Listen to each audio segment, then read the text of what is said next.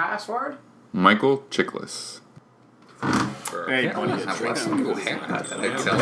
Oh, why thank you. Buy the cheap shit again. It tastes like this. Hey, man, you can't drink Look at these two fucking ass clowns walking in like they own the place. Doing a show here. Goddamn millennials. Will.i.am was an X-Men Origins Wolverine. Fuck you. I meant talk about it later. No, we're talking about it now. This is welcome to the Yancey Street Speakeasy. I'm Tracy. And I'm Max. No, you're not. I'm Max. I just said that. Fuck, I messed up so bad. Can't even remember. Damn it. Can't remember your own gosh darn name. Damn it. Damn it. It's okay, we can definitely recover from this. No. Only through the power of talking until we can think of a point to make. That's how we'll get better. I think that's our true superpower. Right, super fans, right, true believers. All right. So our power is to monologue until we find a point that was somewhere in there, and then bring it together. I think that's truly one of my talents is bullshitting until I can actually think of what to talk about. But mostly the point I'm trying to make is Will.i.am was in X-Men Origins Wolverine, and he could teleport. So we are here to talk about lots of stuff, but specifically old, bad Marvel movies. Actually, we should just talk about old, bad comic book movies, because I'm sure we could find some old, bad DC movies too. Even though most of the DC movies were better. Batman and Robin. Batman Forever. Batman and Robin. Bat nipples. Did you see that one? I did. Where Schwartzy. Yeah. Arnold Schwartzy played Mr. Freeze. Mr. Freeze.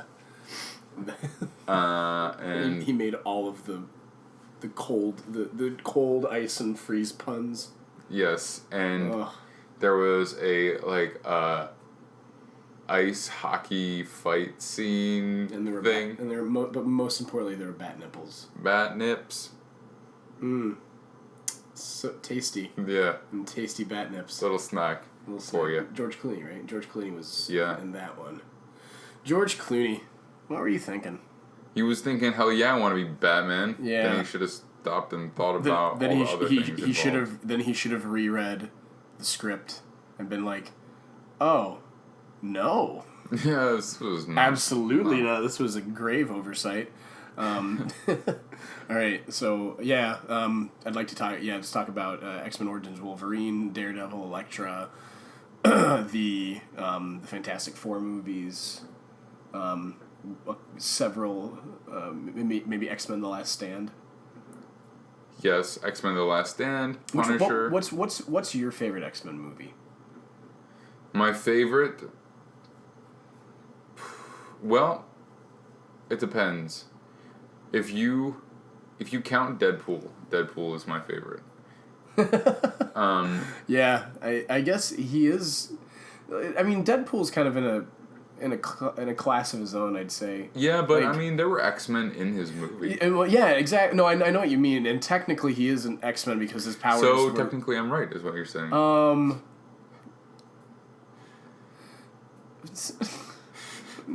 No. You've broken me. I think Logan is my next favorite, and I really did love Days of Future Past. I did too, although I always have to bump it down a notch because Kitty Pryde wasn't the focus. I liked X-Men First Class. That was pretty good. I did too. I don't remember. X2. X2 I think is my favorite. X-Men United. If I'm gonna continue putting Deadpool in like a category of his own. I'm gonna say X2 was my favorite. Come in here just making your own rules for movie classification. Yeah. How are we all gonna get on the same page if you just make shit up as you go along? I invented the book. I write the page.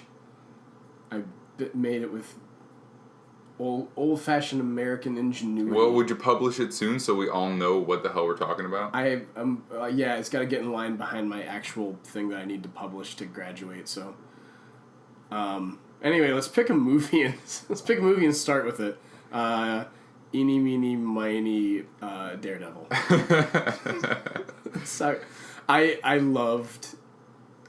really need to watch Daredevil again because It's one of those movies I really wanted to love when I was younger, so I did. Yeah, but and same with me. It just like you said in our very first podcast. It's a bunch of people jumping around with superpowers and spandex suits, and I loved it. Yep, pretty much. The leather suit over the top, extremely tight. I loved the scene where, like, everybody's gone from the... Like, everybody's checking out this, like, crime scene where the Daredevil just beat the crap out of a bunch of thugs in, like, I think it was a subway tunnel. And just one of the... Was he a detective? I guess one of the detectives or the reporter? Was it Ben? Oh, I don't remember. It's been too long. Probably it was a reporter. It's been too long. Yeah, that was an intentional... Did you see what I did there? It was an intentional Max, it's poon. it's really good. It's a word poon. It's a word poon. It's a play on words. Words. It's a play on words. And he flicks the cigarette. He says something along the lines like, "You know what happened here," and he flicks a cigarette. It's not in the subway station. It's in the bar. Or no, it's like in the subway station. You're right. And he flicks it. He flicks it, and it like lights the Daredevil. The flaming DD. Yeah, and flaming double D. I just like to imagine Daredevil taking the time. He's like, "All right, all these guys are down. let me pull out my tiny thing of lighter fluid and just let me just Oh, now it's set into the concrete. Okay, this isn't gonna be it's not gonna be as straight as I want it to be, but they'll get the picture." Yeah, I think that doing that is already cheesy enough, but they did it twice in that movie. No. They did it there and in the bar on the pool table. Didn't they also do it on a building? Probably. I distinctly remember the double D's showing up on a building, and not in the sexy way. Or maybe in the sexy way. I don't know.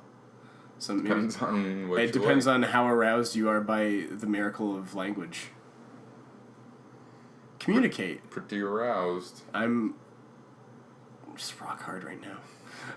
Yeah, you know what? Like, everybody, communicating is a gift, and we should all do it more. I think we will help. Okay, I'm done. So let's... and then Ben Affleck was in there, Jennifer... Oh, man, that one scene that just, like, they had to make Jennifer Gardner look like a total asshole, where he walks up and he's like, "Could you hand me the mustard?" Yeah. And she's like, What are you, blind? And she goes, "What are you?" Oh. And he's like, "Blind?" Yeah. Yeah. And she's like, "Oh, I'm a dick." And he's like, "Yeah, you are. Want to make out?" And that was the end of the movie. Yep. Yeah, y'all remember. Only 90s kids will remember that. Movie that came out in the 2000s. No. 2003, right? Yeah, I think so. Yeah. Something like that. 2003. And he's like, "Yeah, let's make out." And she's like, "I don't think so." And then he stalks her. And then they have a really cheesy kung fu battle on a playground. On a teeter-totter. On a teeter-totter. I was going to call it a seesaw. I'm glad you called it a teeter-totter. Because I really like saying that more. And thank you for reminding me. You're welcome. Then they have a fight, and he like fences with his cane sword. His cane thing. His cane thing is his baton. They didn't do they didn't do much of a job explaining like anything behind the cane either. Just like no, he just had it. He just had it. He just yeah, like because he's not really supposed to be like technically like very technically proficient. No. Oh, okay. I was like pantomiming turning the air conditioning on, but then I forgot that it's really distracting on the feed. So yeah, it just sounds really really bad on the replay. I'm just gonna suffer in silence. Well, you're not very silent about it. That just like interspersed through the rest of the podcast and just be like, "This is the worst." Max is a terrible host. Yeah, I am. He is not getting an under the table hand job. This podcast. That's why I'm so stressed out right now. Yeah. No release. Anyway, moving on. Yeah, and I also the numerous, and again, like this stuff was so cool to me when I was younger. Like I ate that shit up. Oh shit! Did you own it on DVD or VHS? Oh, of course. Did on your copy was there the music video for? Oh no, I can tell by the look in your eye that it wasn't there. No. Evanescence. No. My VHS copy of Evanescence, I mean of Daredevil, had like one of the commercials. It was like preview commercial, like you know how VHS used to have, and maybe you don't remember. Maybe you're too young. And it went from like two movie previews to the music video for Evanescence, their first song, the first big hit. Wake Me Up. Is that what it's called? Oh my god, for real? For real. For real? It was on it just went from that and then just went straight into the movie. It's like, wake me up, can't wake up. Yep, exactly. And it's like, hey, my name is Ben Affleck and I'm a blind man. Yep, pretty much. And I'm gonna save you. You in particular, the viewer. Yep. Yep. He woke me up inside. I couldn't wake up.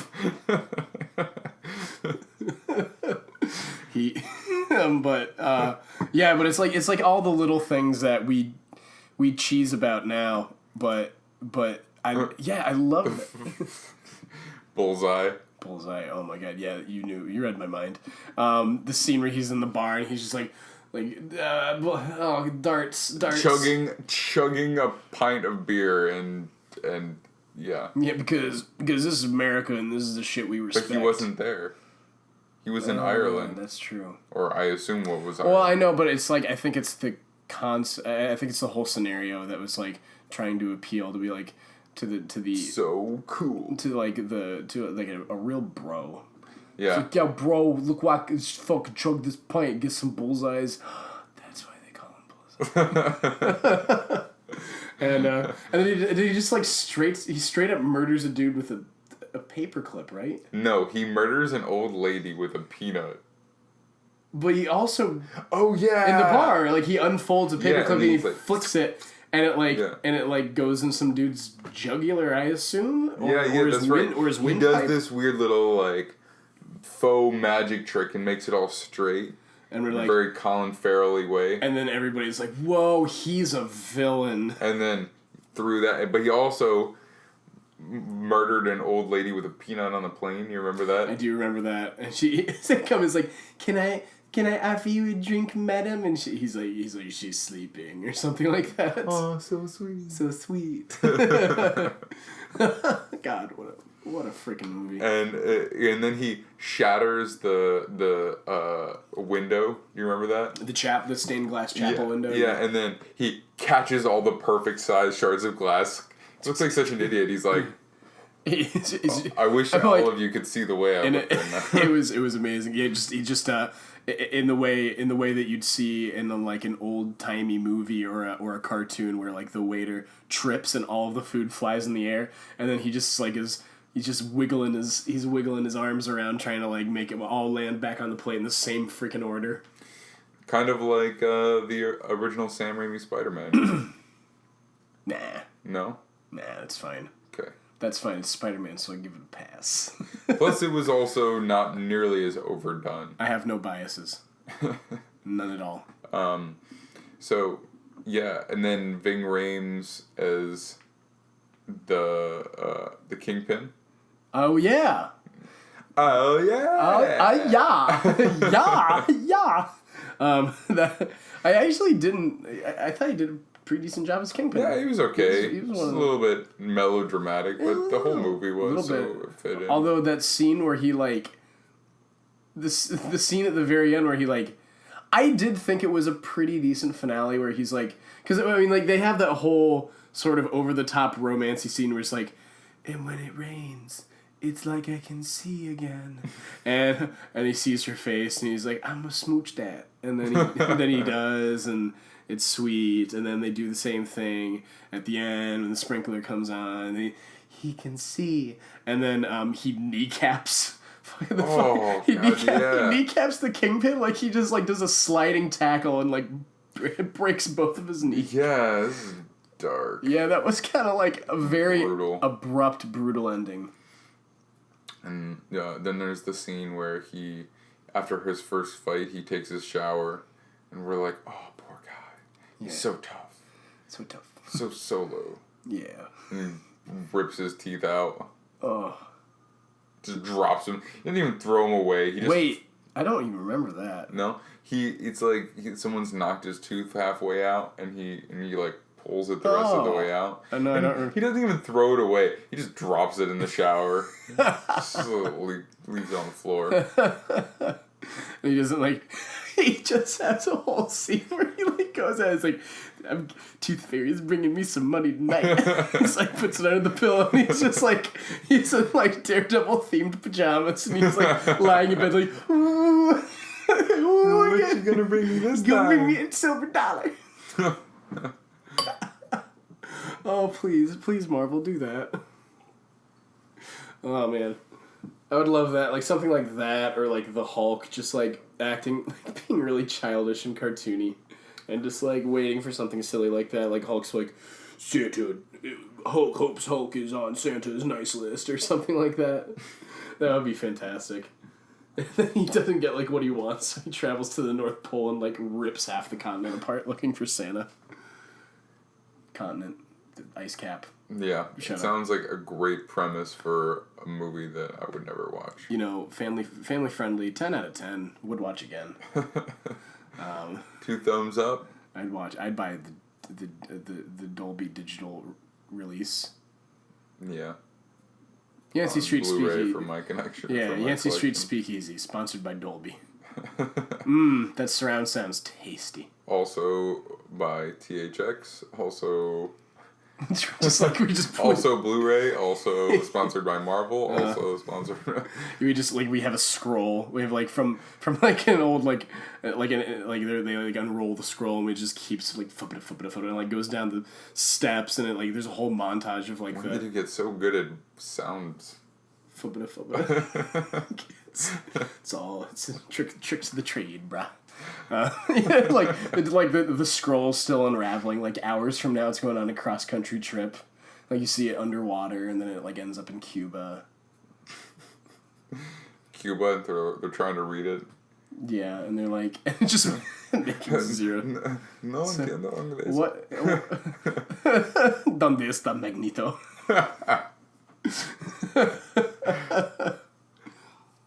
They know. They must know. I guess it would be Donde S, because a star is. What is it? Because it's like they're this S and a like no. Sarah and a star like the same thing, but like a star means it's like a temporary thing. Like You're a star temporarily. yeah, like yo estoy cansado. Like I am. Can you say that with a more American accent? Yo estoy cansado. Like yeah, yo estoy triste. I think triste means sad. Cansado means tired. So it's like my temporary state of being is tired or sad, and then so if you're like yo soy triste is like my permanent state of being is sadness. It was super depressing. Well, how are you feeling today? I am sad. Oh, right now it's like I am sad. I am. Sadness is me. Sadness I becomes me. am sadness. Save yourself. All right, what were we talking about? Daredevil. Okay. Wow. I haven't seen Elektra. I think I saw like a few, like a bit here and there when it was on TV, maybe one time. I definitely started watching it and then tuned out and then tuned back in and then tuned out. I remember her stabbing a punching bag with her. What are the weapons she uses? What are they called? Size? Yeah. Okay.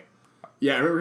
I think I distinctly remember her stabbing or slashing one of those. Like she was doing a training sequence. Practicing to kill the Daredevil. To murderate. Well, maybe that was the scene in Daredevil. I don't remember. She throws the sigh and it hits the bag that's got the leather Daredevil That's mask true. on. Okay, that was from the Daredevil. Well, she was in her own movie, and that one I was in and out for. Yeah, I remember her being in a hedge maze at some point. I don't know. I don't know, and she has visions, like, because they just... I know in the comics, she does have, like... she has, like, ESPN or something. Like, she has, like, ESP. Like, she can see into the future. She can, like, feel things or whatever. She's, like, part of some prophecy, I guess. Yeah, something like that. Yeah, and then on top of that, she's a ninja. And she's, and they didn't really mention much of the supernatural parts of her abilities in the Daredevil movie, which I think was fine. I don't think it needed to be added in there. I don't think a lot of things need to be added in there. But that's the thing about Daredevil. He's a really strange character because he's so grounded and then so not at the same time. Yeah. It's like, we're going to take this character and drop him in gritty, noir Hell's Kitchen. Mm-hmm. But he also fights ninjas, and the ninjas are from a special organization, and they all have powers. It's just like yeah, like him fighting guys like Daredevil or fighting guys like the Kingpin and I fight myself on a daily basis. He does, that's part of the story. That's why you don't need the enemy within. That's why you don't need the hand. Yeah, the hand. And it's just like it's the God hand from freaking Smash Brothers Melee. It's like that giant floaty gloved hand. It just like backhands him into a wall, and he's like, "You win this way round. You win this round, hand." And it just you won handily. Shut up. I didn't hire you for that kind of. I expect better of you. But then, like, the hand just, like, gives him little finger guns and just, like, floats off into the clouds. Yeah, I know exactly. And then the nature of his, like, extrasensory perception is kind of a little bit... Science-y. A little bit science fiction-y. Yeah. Like... And they're like... Yeah, I feel like all the supernatural stuff that they threw into Daredevil... Yeah, it's like... Yeah. Well, it's like... He got a chemical in his eye. So obviously he's blind and has superpowers. Yeah, so it's like that. I'm pretty sure that's documented. Like that's pretty established that like when you lose one sense, the other ones are heightened to kind of like make up for that deficit.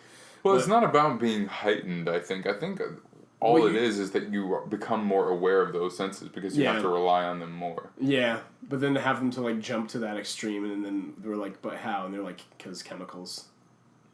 Well, you know what's funny? If you don't have a sense of smell, you also don't have a sense of taste. Yeah. So, I don't think that you're... Or you have a very, like, a limited sense of taste. Like yeah, right. Like the sweetest and the sugariest and the bitterest things, but like... Well, I mean, I'm sure it's different for different people. You won't get a proper depth of flavor. But I don't think that it's like if you lose your sense of smell, your sense of hearing gets improved. You know what I mean? Yes. I think that what it is that I think that's exactly how it works. Yeah. You're oversimplifying. You can hear what food is like. Yes. You walk into a room and put your ear to the plate.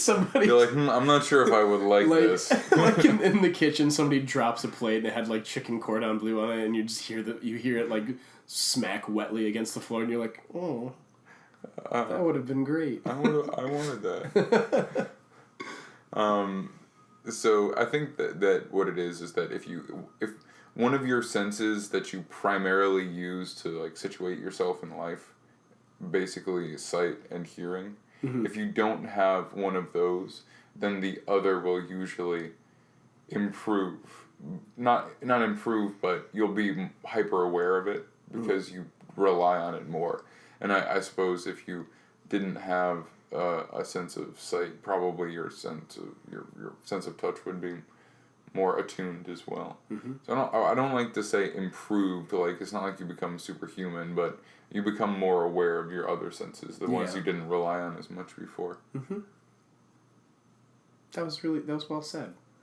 Thanks. Thanks. I did good words, yeah. You did the good words. You done did the good words. Let's talk about Ang Lee's Hulk. Oh God. I watched all of it when I was very young. I watched it again a couple years back, and I couldn't finish it because I just couldn't. I've seen it a few times, but I remember the way they most of it. The way that they did it was not great. I mean, no, they spent way too much time. Like he didn't actually become the Hulk until halfway through the movie. Like they spent his origin story was most of the movie. Yeah, it was. That's true. And also there was now I don't really know was Bruce Banner's father really an important character in the Hulk at all? I don't feel like he was. I don't think he was ever introduced. I mean, he was in that movie. In that movie, he was, and he took on the character of someone completely different. He became the Absorbing Man. And who is can be a very cool villain. Yeah. But definitely many aspects of that movie were mishandled. I feel like he was trying to do something new, interesting, and different with the movie and with the character and with maybe the superhero genre, and like make it a little. Well, he did something new and different. He sure did. And it wasn't well received. No. Is that what you think? Let's find. I think there is a cult following of the Ang Lee Hulk. A cult following? A cult following. Is it like a cult following that thinks it's great, or a cult following that thinks it's fun to rip on? Yes. Because I could get down with that. Yes to both. I could join that cult. Yeah. Well, there. I mean, as long as they don't serve punch, and as long as there are plenty of finger foods. Grape drink. Purple drink. As long as there's there's sorbet in the punch. That was like when I was a little kid, I was very much entranced by the sorbet and the punch. I was like I was a little choir boy, so I went to church every day, and then they would have social every day. Every day. Every day, praising that Jeebus. Every day. Hell yeah. All day, every day, church yeah. In nomine Patri Filii Spiritus Sancti.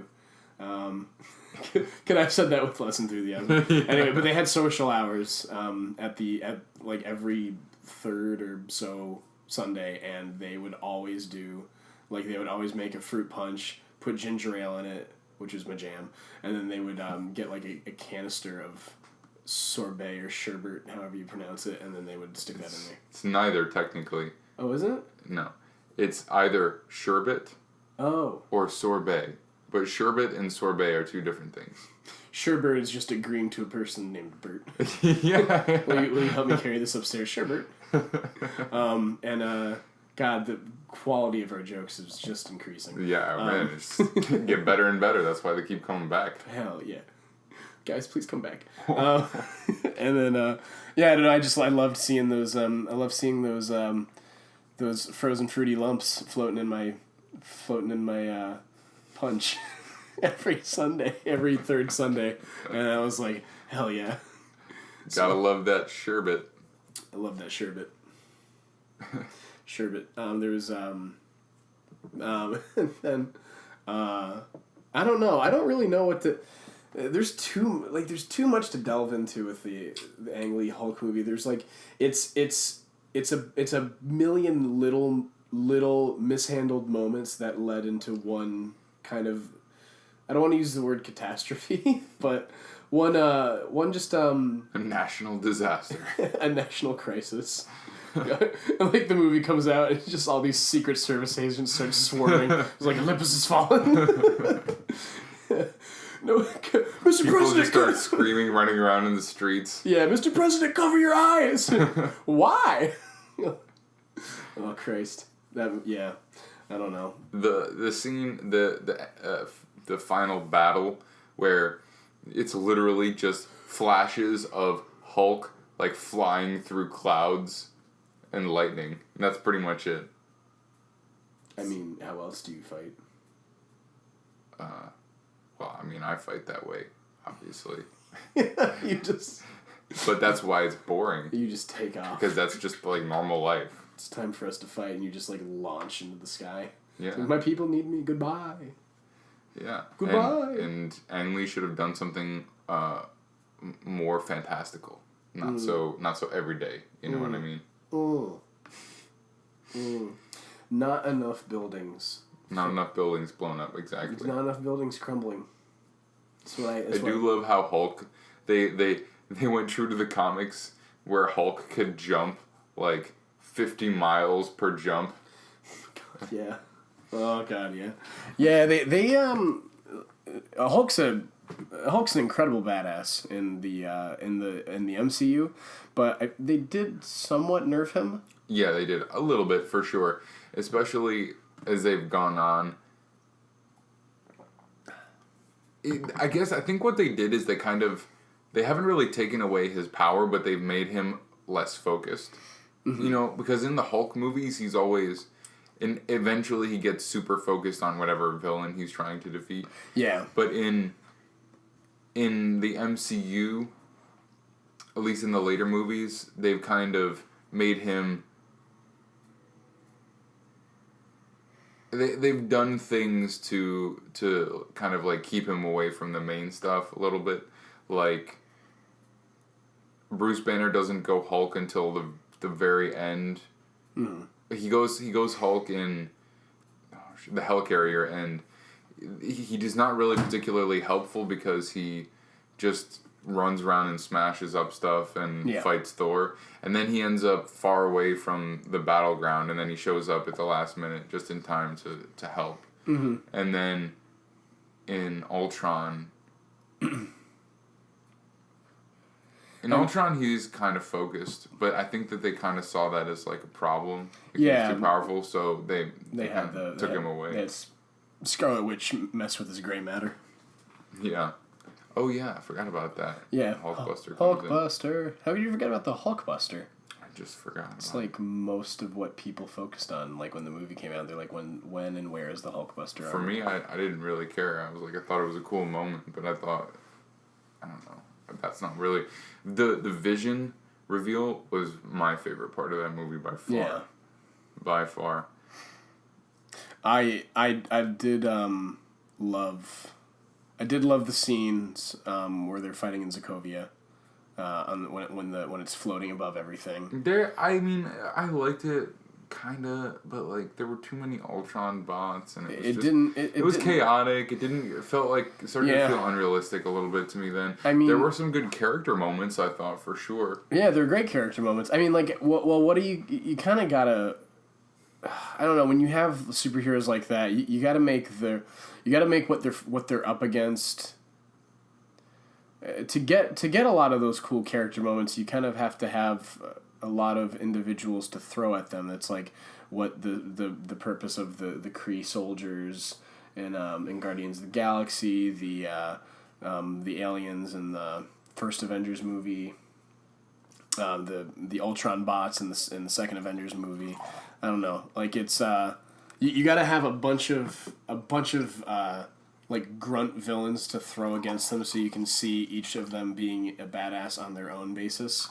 Because if you have like an instance where there's only one villain, and then I just would like to see a scene where there's like one big villain. I mean, I'm sure this will happen with Thanos when they all get together and they just wail on him. But if you do that on a villain that's like unworthy of that kind of attention, it just seems like pathetic, like pathetically unfair. I understand why they did it. It just like I don't know. Give them each their moment to be badasses against a lot of like paper men, as Drax would call them. But I thought that was one of the reasons that Civil War was so well done, is because there was never that moment where they're just... I mean, only in the very beginning of the movie, in the first mission that they're on, do they kind of hack and slash through people. Yeah. And you don't get that, because to me that's kind of boring. You know? Mm-hmm. Like, all the best parts about the Avengers wasn't the final battle. You know what I mean? Like, just watching them tear through guys is like, maybe I'm in the minority on that, but that's not what I liked about the movie, you know? Right. And so that's why I liked Civil War, is because it's not the only reason, but there was no hack and slash through the bad guys. You know, they were all character interactions. Every fight was a character interaction of some kind. Yeah, it really was. It gave them all moments to kind of show who they are, have their little say, have their little moments, get the crap kicked out of them, or kick the crap out of somebody else. I really do like Civil War. I know some people didn't receive it as well as like they had been expecting it, like with all the like whose side are you on, like all of the propaganda like leading up to it, because that movie was huge, but and I think it still was huge and still did a good job, and it balanced a lot of moving parts very well. There are parts I think could have been handled better. I thought, oh God, what's the villain's name again? There you go. That's number Zemo? one. Yeah, thank you. He just was he was just like a conniving little dude moving around behind the scenes, which makes sense, and like it shows how fragile an alliance like that can be. Like when you can get them to turn on each other like that, they can be the cause of their own destruction and stuff like that. But I don't remember him that much from the movie.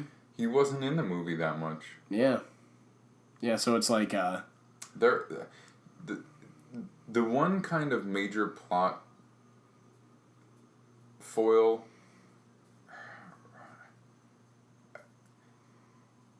What I mean is the one major mistake when it came to plot in that movie to me was everything made sense except that it was a huge assumption that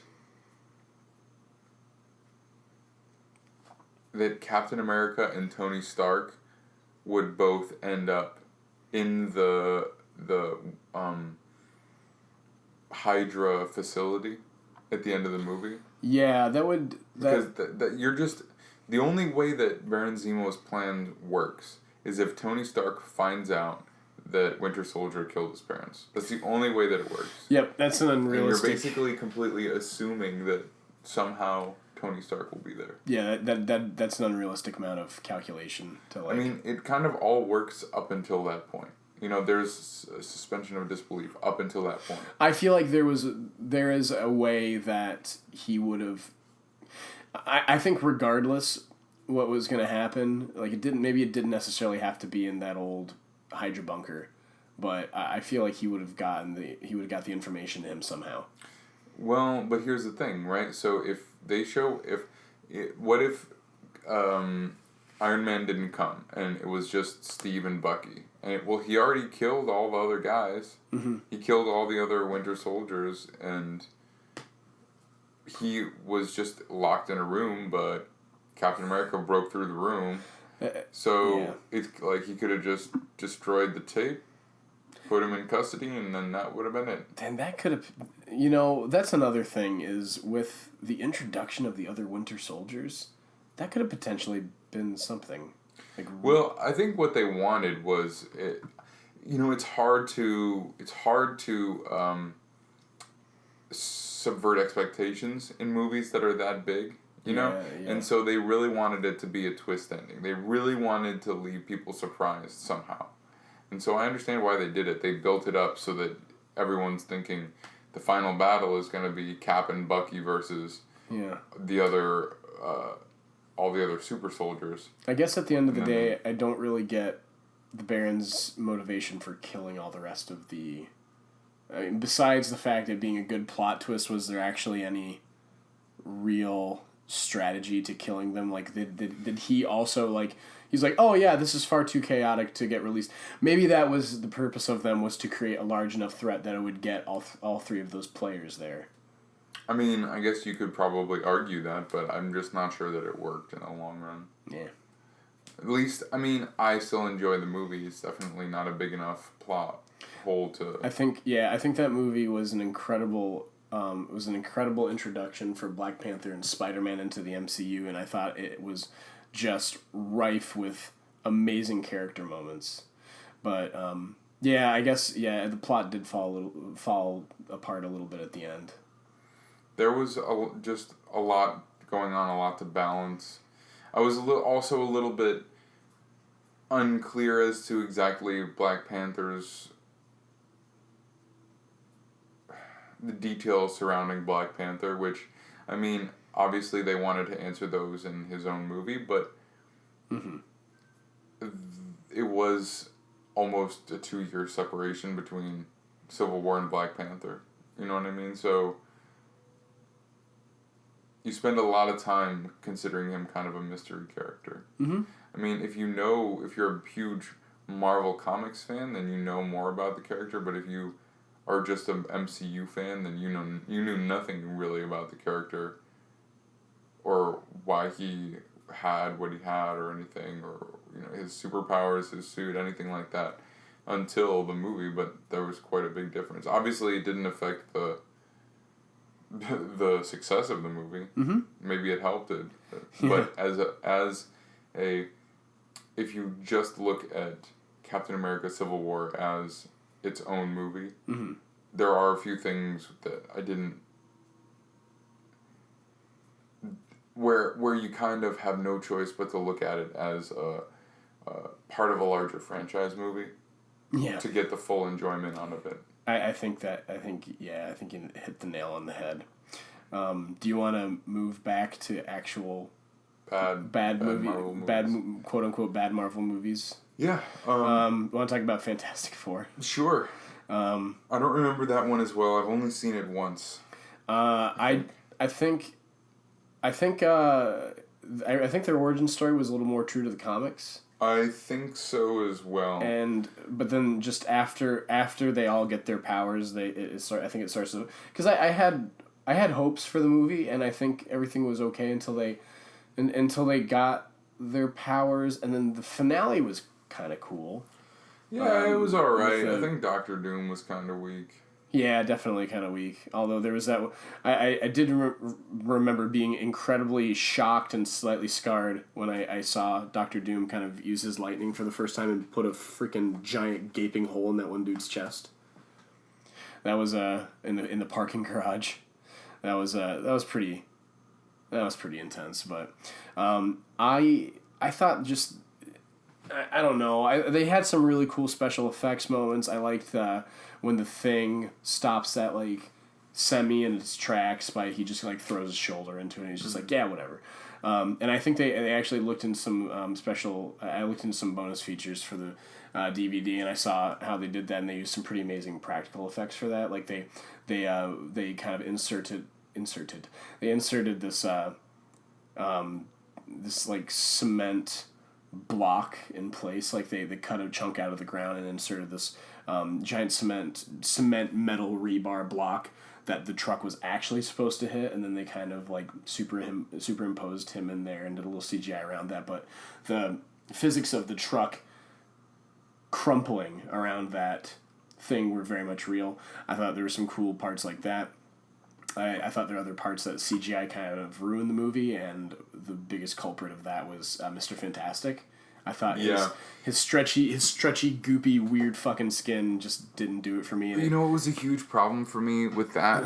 I think his power in particular doesn't necessarily, or at least it hasn't yet. It doesn't translate well over from the comics, or comics or cartoons where you can kind of do anything and it looks somewhat okay. But when you with his power, it's always kind of borderline uncanny valley for me. Yeah. It just gets into that. Well, I hated one of the things that I really hated about that movie was the fact that his clothes stretched as well. They had a scene where I think he puts his hand under a door frame.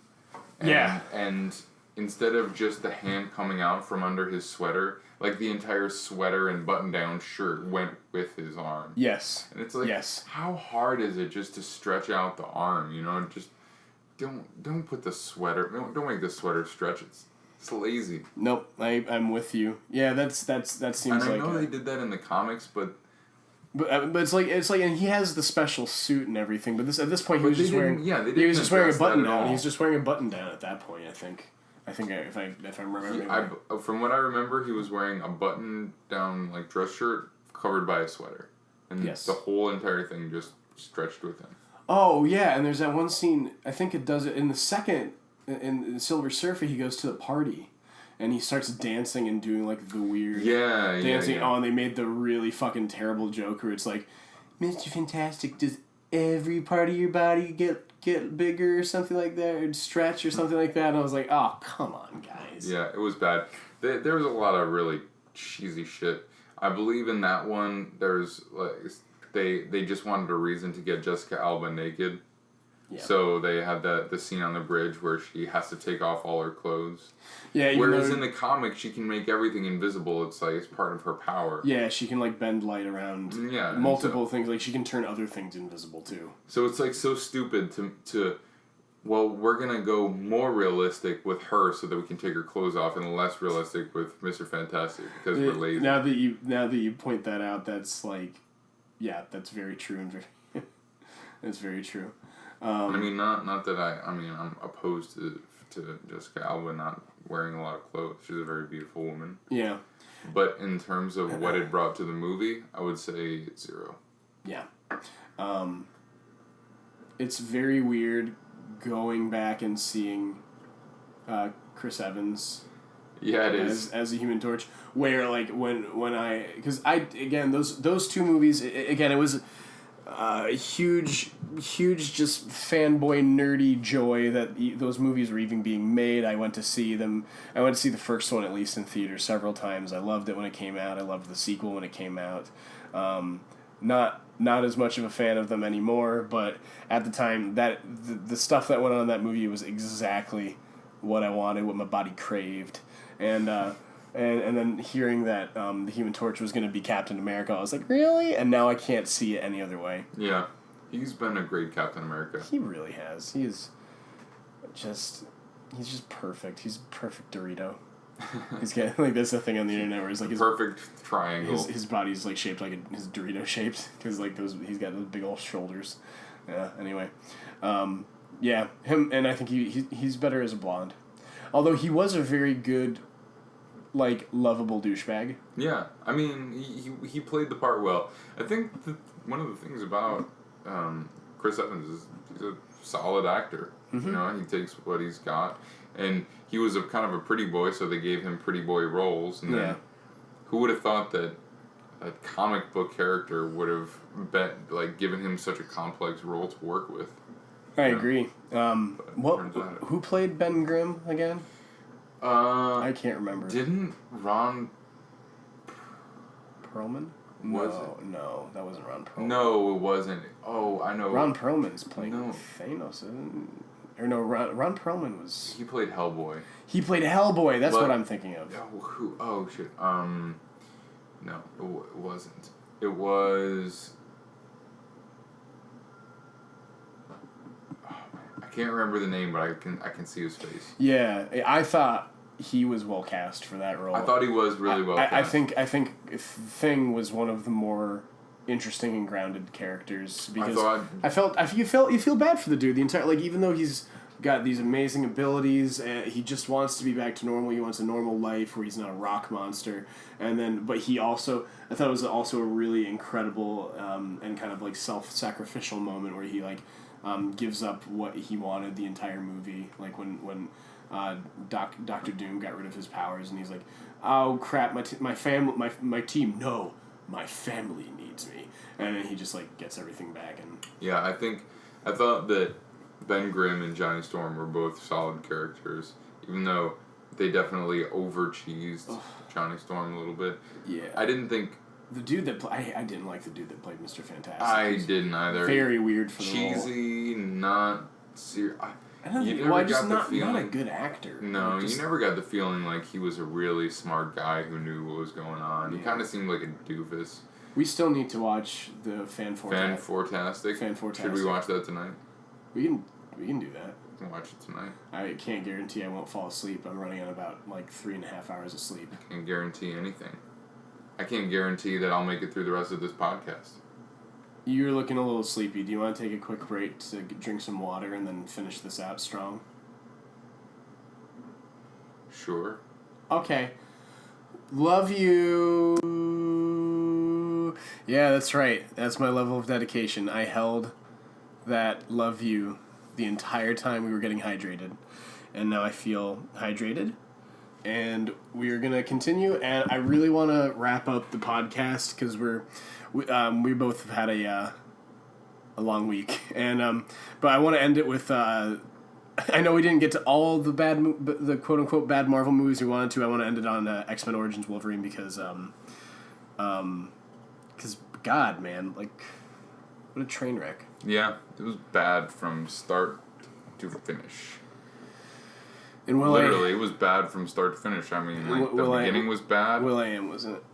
Will.i.am was in the movie, and he was a teleporting cowboy. He teleported. I thought he got his heart ripped. Will.i.am was in the movie. If it wasn't such a nice glass in your hand, I would literally smack it out of your hand right now. No, but... So... You're so mean. Yeah. You're a meanie bobini. Yeah. All right. What are your thoughts on the movie? Tell me all the dirty details. The dirty details? The dirtiest. First of all, sensual. I hated the relationship between Logan and that girl. It seemed totally forced. Yeah. I hated the relationship between Logan and his brother. That seemed totally forced. Yeah, it's just like... I hated Deadpool. Dude. I hated everyone helicopter explosion. I hated the scene where Logan abuses the charity of the farmers. Yes. I hated the scene where he fights the Blob. I hated... Bub. It's good, Bub. Yeah. I think the only scene that I really liked was the scene where they brought him in for the actual Weapons X testing. That one was pretty good, and it was a little tough to watch the drills going in his bod. His beautiful, beautiful bod. His beautiful Aussie bod. Hey, Jackman. It's yeah, the cutesy, the colorful cast of misfits coming together to be like the government sting operation in the beginning, and everybody was like doing their part, but they're all just like really evil people. Yeah, that was bad. Doing real evil things. Yeah, there's just like let's the multi-war scene. I think that scene, that could have been super epic. It could have been really good. That could have been amazing if it just had been surrounded by a better movie. Yeah, I wish that they had made a movie where like all the X-Men Origins stuff ended way before Weapons X or Weapon X. I wish it would have been so cool if they focused did a total period piece in the Civil War or World War I. Yeah. How badass would that be? We could have had Logan. We could have had like a Western style Logan movie. It would have been so cool. It would have been so fucking cool. So awesome. I mean, like, we've already had Civil War. We've already had old man Logan. Why can't we have like young man Logan? Even though that would look like young man Lovin. McLovin. Young man McLovin. That needs to be a reboot as well. Reboot Superbad as just McLovin. Just McLovin. He needs the work. He needs adamantium claws. And then the blob fight scene was just like that was straight up in there for the kids. Yeah. Like this. Oh, look at this silly fat man. Which the rest of the movie was like very violent and not kid friendly. So why put that in? It was a very. Maybe they just expect adults to have the minds of children. Yeah, which I mean, like, look at us. We're very wise, grown-up people. We are incredibly mature. We are mature. We are so mature. Yes, we are. Yeah, like, comment and subscribe if you want to tell us how mature you are as well. Send us a picture of you. In your monocle. Handlebar mustache is optional. Because mature people have handlebar mustaches. That's a rule I've made. I know I do. Right now. He does. He waxes it. He's waxing it now. And looking at me seductively as he waxes it. It's working. Then Will.i.am gets his heart ripped out by his bro in the back alley. And he's like, I'm predicting your movements now. Ha! No, bro, no. And then he predicts Deadpool's movement. He's like, ha! You know, with the because Deadpool starts teleporting. Yeah. Because that was a weird fight scene. Was. That was a very... Oh, Gambit was... I hated. I mean, I love Gambit as a character. That... I don't know. Is Sabretooth Logan's... Is Sabretooth Logan's brother? Yes. Okay, that's what I thought. So they were trying to, like, make him into... And then, like... Are we supposed to believe that the Sabretooth that attacks him at the beginning of the first X-Men movie is his brother? I think that they basically were like, hey, don't think about anything. Don't think too hard, kid. You'll strain yourself. Yeah. I don't think they got that far. Nah. Because Gambit's such a freaking cool character. And they just kind of threw him in there just to get him in. Just to get the fanboys all moist. Yeah. Taylor Kitsch. I really don't like Taylor Kitsch. The one... I mean, I'm sure he's a nice guy. Just don't. Yeah, and then, like, the way that they handle Stryker kind of at the end is like, whack until your feet bleed, and then keep walking. And then keep walking. I mean, could have been a cool scene, I guess, but also, like, just, it was like, and then he's like, why won't you... I guess it's like one of those things, like, why won't you kill me? Because we're not like you. And... But also... But I'll be happy to torture you. But look at all of... Yeah, exactly. Like, how much extra suffering are you causing? And honestly, look at the dude. He's committed... Like, look at all the crimes he's committed against humanity. He's created a multi-billion-dollar organization for also, testing... how many people did you not save by allowing him to... You know, plus you made him hate mutants... Yeah. By doing that, even more than he already did. Yeah, so that was a bad move. Created your own worst enemy there, friend. Bad move, girlfriend. Also, they also wasted an opportunity on Emma Frost, who's a raging badass in the comics. Well, yeah, at least they gave her a good first class. Yeah. A role. Yeah. Which one came out first? Origins came out first, right? Yeah, Origins came out first. Yeah, then First Class. I think First Class was the very next one. Just all I remember from Emma Frost was that scene where she just steps out in front of everybody, strikes like the Barbie girl pose, and like has like diamond skin all of a sudden, and then like pew pew pew, ping ping ping, all the bullets are flying off her. That was a dubstep song you just sang. Pew pew pew, ping ping ping. All right, folks, keep an eye out on Spotify. We're dropping our next hot EDM dubstep remix called Pew Pew Pew Ping Ping Ping. Yep, it's going to be called the Pew Pew Pew Ping Ping Ping. That's exactly what it's to be called. What's our band name? The Yancey Street Sing Easy? No. You can do better. You people deserve much better than Unfortunately, I don't think we can do better at the given moment. Yeah. And then, just like the Seeds of Logan is a lumberjack. Just the like Kids Bop.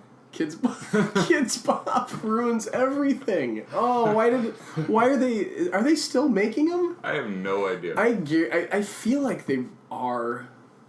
I feel like I feel like I might have been on Nickelodeon Yancey recently. Street Kids Bop. Yancey Street's Kids Bop. They're not gonna understand it. Who? The kids. This podcast is made for children. This is What do you mean they won't a understand? strictly G-rated podcast. Fuck, man. We gone fucked up. Like it's like this is a G-rated podcast, and like the rest, we just like play porn sounds the rest of the podcast. Oh, shit. Yeah, I my heart really broke when he just like he did really take advantage of those two old people. I can understand because he's like suffered some horrible trauma and like everything, but he's at that point he still had his like bearings about him, like despite the new cosmetics of his shiny claws instead of his bony claws. He was the same person. Like he still has like he must realize he's a target, and by hanging out with him he makes them a target, and then he's just like, fuck it, I'll take their bike too.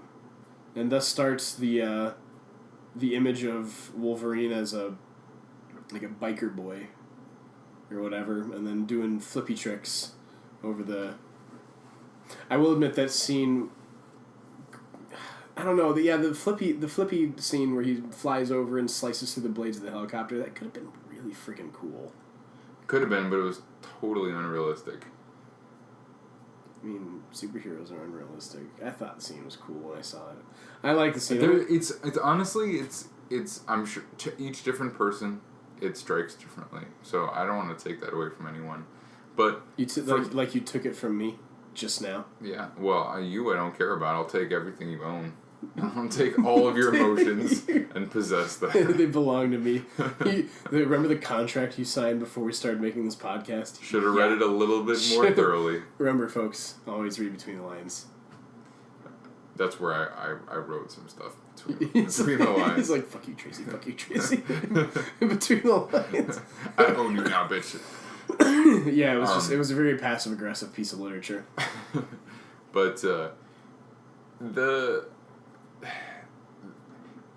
it can be unrealistic if it just comes off well, but I think there were some things like how fast you'd have to be driving a motorcycle to launch that high into the air, like, and you can't do it off a little like stump or whatever it was. It's just like him flying through the air and attacking a helicopter.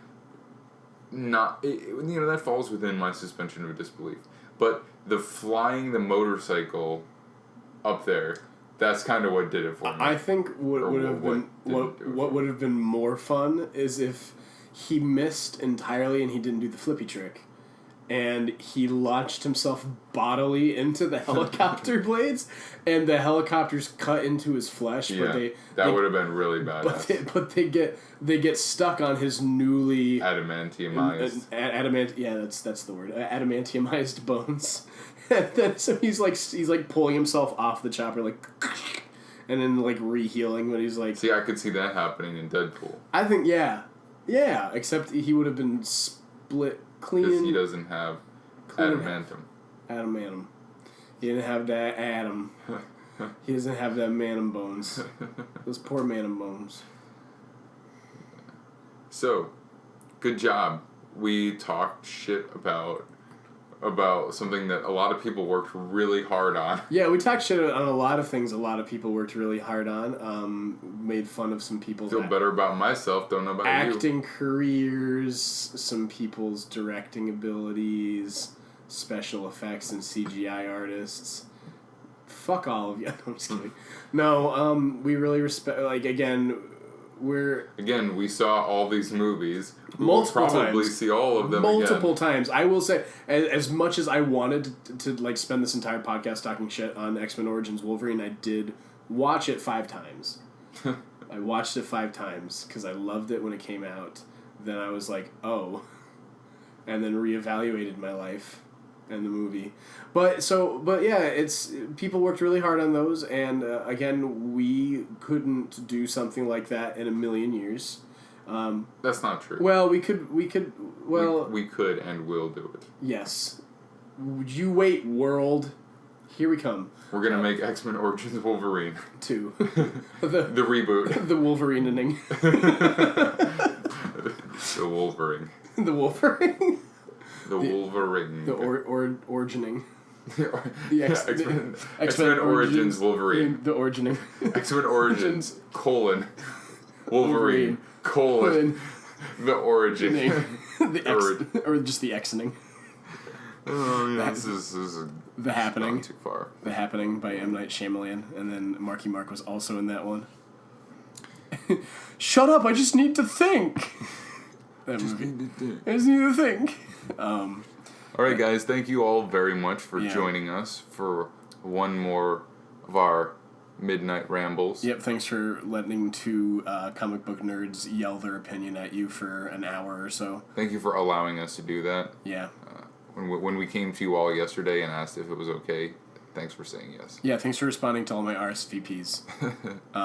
I especially appreciate the one that had the winky face on it because it made me feel good. Like we're sharing a secret. I don't know what that secret is. Like, comment, and subscribe if you know what that secret is. Help. All right, guys. Until next time.